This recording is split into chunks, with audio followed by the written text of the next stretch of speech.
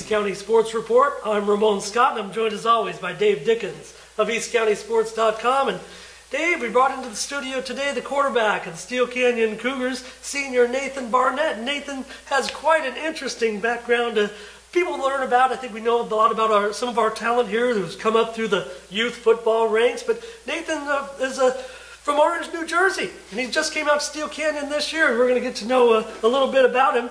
Dave, the Cougars obviously were looking for a quarterback last year, and they had some guys in the pipeline, but who was going to replace Thomas Fishburne? None other than the quarterback from Immaculata High from New Jersey, Nathan Barnett. Dave?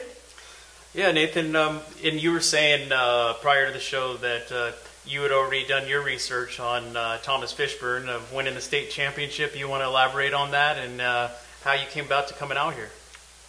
Well, on YouTube, obviously, there's a lot of Steele Canyon videos with PPR and Steele Canyon itself. And I just searched up the name one day, Steele Canyon football, and then I see Thomas Fishburne pop up, and I saw his highlight tape, and I was just like, that's the type of offense that I want to play in. And then I started looking at other people's huddles, and one day it just clicked, and I was like, I want to go to Steele Canyon.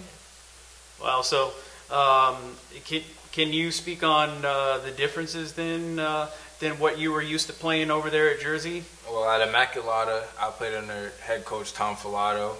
He was a great coach.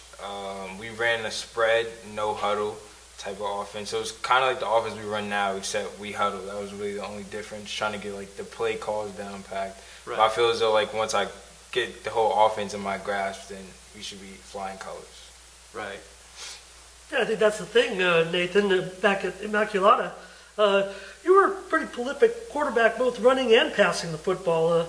Over 2 seasons before you left late last season, as the season was winding down, you had over 2,000 yards passing, and so far, not really passing too much with the Cougars. I was wondering, we're going to see a little more passing from you? I mean, honestly, with my offensive coordinator, Coach Tyler, I just let him call the plays, and I just try and execute it as much as possible. But our last couple of games, like with our line, they've been blocking. They've been blocking real good the last couple of games, and he just wants me to use my legs and get behind them. So. Yeah, Dave, Nathan was running the ball about 20 times with his team over 2 seasons in New Jersey, and he's only carrying it about 10 times right now. Of course, he was shouldering most of the load for that team. He had another prolific teammate that's doing well right now that also left that team. They underwent some coaching changes this year, and Nathan comes out here. But don't forget, there's some good backs in this backfield with the Cougars, I'm sure. Tell me about Kenneth Watson and some of the guys in your backfield. It's always nice. Like at my old school, I had a good back, but he was injured for most of the season. So here, like having that good dynamic where it's not just me where the defense can key on, but it's also me. It's also Kenneth Watson. It's Junior. It's Wesley. Like there's just so many. And then like once you think you have our offense and our run game down packed, it's like we can just go into the pass game, or I can just use my legs and get out and make a play. But it's we have a lot of different pieces that we're all just trying to put into one big puzzle. Were you disappointed last year when you decided, or your family and you decided to leave that team? They were headed to the playoffs. Maybe not one of the better Immaculata teams. They've had some pretty great history at that school, but they were going to go to the playoffs again. It looked like they won a game last year in the playoffs. But your future was set. You knew you were coming to California, and like Dave and you talked about researching what you wanted to do and what you want to accomplish this senior year. I'm sure those guys had to miss you when you left the team. Yeah, I still keep in close contact with most of the players from over there. Like we brought up earlier, Lord, he's at Piscataway right now. He's doing great. Yeah, I had a good receiver, Noah Stansberry. He's out in Edison right now. He's playing well. I had my backup running back. He's went prep school in Connecticut. He's doing pretty good. But it was just like, as you can tell, like even we were all good, had good camaraderie on the field, but just off the field, it was like if one of us went to a party, we all went to a party. One of us went shopping, we all went shopping. Like we were just so close. I think like that's what made us eventually go on those good runs and playoff runs for my past 2 years. Now, how about the culture? Was it a culture shock once you came here to the East County of San Diego, as opposed to where you were growing up before? Well, my freshman year, I went to Don Bosco Prep, which is like a powerhouse in New Jersey. And then my sophomore year, I transferred to Immaculata. And I was always, when I first transferred to Immaculata, it was a senior ahead of me. And I was just a sophomore, and I was like, man, I might not play this year. But my coach always told me, he was like, if you just work as hard as you possibly can and control the things that you can control, then no matter what, you might get a chance. So I just kept to it. And then he installed that, like, I was 15 years old, and I had a old guy telling me, like, all you got to do is do what you got to do. So, like, when we went lifting in the weight room, he made sure I was the first one there. If I didn't know offensive playbook, then he made sure that he spent hours and hours going over the plays with me. And then when I came out here, it was just like I picked everything up so fast because I already had such a good base from my last 2 schools. Right. With that being said, how about Coach Longerbone and his playbook and his way of doing things? Even talking to Fish in the past, he can be very strict on his play calling and just his ways, but he also believes in definitely a team dynamic and no individuality. Well, there's 2 things I can say about Coach Bone. One is when I first came out here, there's this hill right about like 15 meters from the school, and we had to run all the way to the top of the hill and run all the way back down, and that really molds you into a man.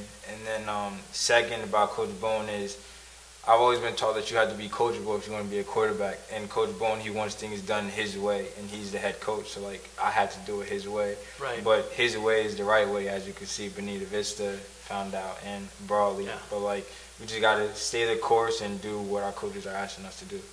Right, and you were saying about Bonita Vista, too. I mean, you definitely won that one handily, 4 touchdowns for yourself. Just 4 touchdowns. Probably definitely the best game of your career, I would say, unless you have something in the past that you'd like to add. Well, first, Bonita Vista was a great game for me, but like I wouldn't have been able to do it if it wasn't for my line, because we had a bye week coming off that Brawley win, and we felt as though we should have did a lot better in Brawley, so we came to practice each week. I mean, we came to practice for that week, and it was just grind time, and like we knew that we can go full speed because we didn't have an opponent on Friday. So I think that bye week really made a lot of things click. And then our line just came every day in practice, and they just blew the defensive line up. And then we practiced how we play. So Friday night came, and it was just off to the races. And you guys definitely took it to them for having that bye week and having such a close one in Brawley. I mean, you know, at the beginning of the season, actually, Coach Longerbone had mentioned the Bonita Vista game, that he was saying, you know, they got a couple of studs over there. They're going to be a pretty tough game, but obviously the bye worked in your favor, and you were able to take care of business. 4 rushing touchdowns last week. I want to talk about that Brawley game. The 2 critical touchdowns, Nathan. Critical late touchdowns rushing to beat Brawley. Your team was counting on you right there to win that game, and you snuck it in, and I saw all the teammates pumping their fists. You had to feel like at that point you were a member of the Steele Canyon Cougars. Well, that game started off, if you guys ever got a chance to watch it, I actually fumbled early in the game, and I had 2 interceptions. So, like, one thing my dad always told me was, like, I had to be my own harshest critic. So even, like, through that at that point, when I got to halftime, I was just beating myself up. And then actually, Fish is the one who came up to talk to me. He was like, wow, you're a football player. Just calm down and be a football player. And then at that point, halftime, something just clicked.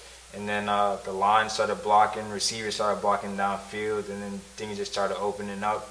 And the one play, coach called a fly power right, and I just bounced off like 4 or 5 guys, and it was just, once you have that mentality that no one's going to tackle you, then no one's going to tackle you. Basically, in those seasons at Immaculata for over 2,000 yards. So we're going to see it yet, but I want to tease them a little bit. I'm waiting for, I wrote about it, a touchdown pass. Nathan, you've got Chance Johnson, a great receiver. I'm sure you're having a lot of fun with him in practice. I'm sure you're telling him, hey, you're going to get it this week. We're going to get it this week. Tell me about Chance. Tell me about your targets. What are we going to see from the Cougars on the air game? Jeez.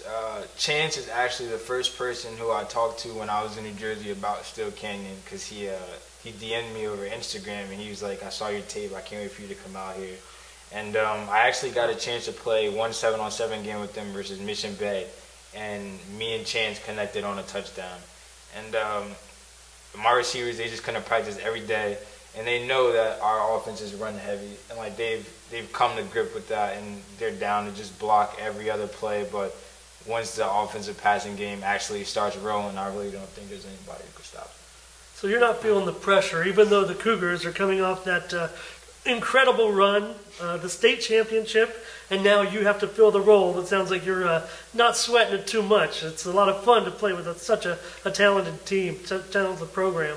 It definitely is, but it also helps to have like a great team around me, because yes, Tom Fish was a great quarterback, but he definitely had a good supporting cast. Absolutely. So when I come out to practice every day and I see Chance and I see Val and they're just working their tails off, it just gets me motivated to just do better.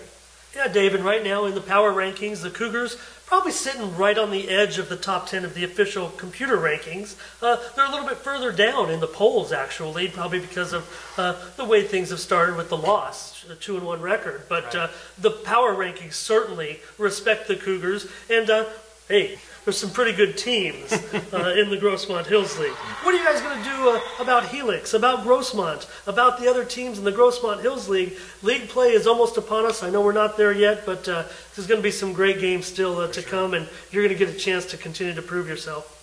Well, I mean, as you can see, we started off the season with a loss to Carlsbad, and just each week we've gotten better and better. And Helix, I believe, is our last game of the season. So if everything goes as history is going so far, then like we should be at our best of the best by playoff time. Yeah.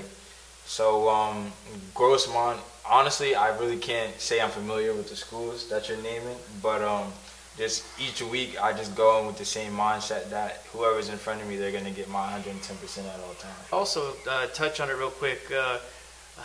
Coach Longerbone's been talking about just some small mental mistakes, and that the penalties have been really nagging at him as of late.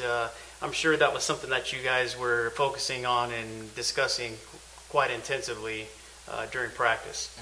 Mm-hmm.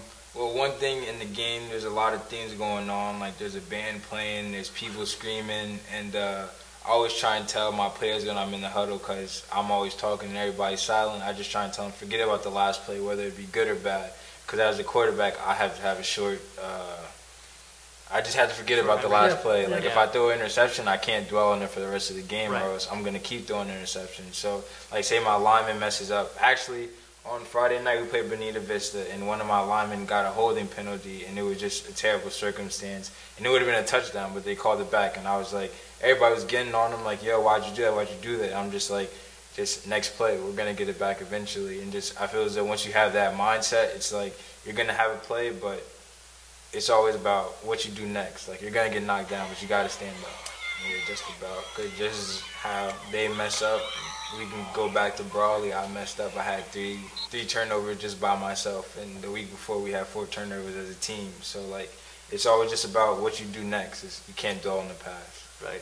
Now, and then if you want to wrap it up, your next opponent, and speak with us on that. Yeah, Otay Ranch. I mean, Nathan, there's been some tough games so far for the Cougars, and I think that even though we won the state championship last year, I say we because you weren't here yet, but even though the Cougars won the state championship last year, Carlsbad was a tough team. I think Otay Ranch, you look at right now where they are, I don't know, tell us what you see on film for them defensively, because they're a very good team. They're probably rated almost evenly right now with the Cougars if you look at the computer rankings. So it's, even though you guys have the home field advantage, this is a very tough game. What have you seen so far about with Otay Ranch? Otay Ranch, one thing about them is they have a killer at quarterback, and I'm not really sure what his name is, but his brother plays on our team, and that's how I heard about him first. And then the tape came, and like everyone hypes up everybody, but like when you get to see it for yourself, you gotta give credit when credit is due. And that kid's been putting up numbers. Their defense is pretty stout, but I just feel as though if we just stick to how we play and execute perfectly on offense, then we should be fine. Okay, great. That's Puka Stewart that he's talking about. And yeah, I mean, it's going to be a great game out there this week. Low-Tie Ranch at Steele Friday night. It's going to be a great game. One of the top games in East County. We got several good games we're going to talk about a little later on. Nathan, thank you for coming on. Thank you for coming to Spring Valley, to Humul, to Steele Canyon High School, and to our studio out here at Granite Hills High School. Nathan Barnett of the Steele Canyon Cougars. And we'll be back with more East County Sports.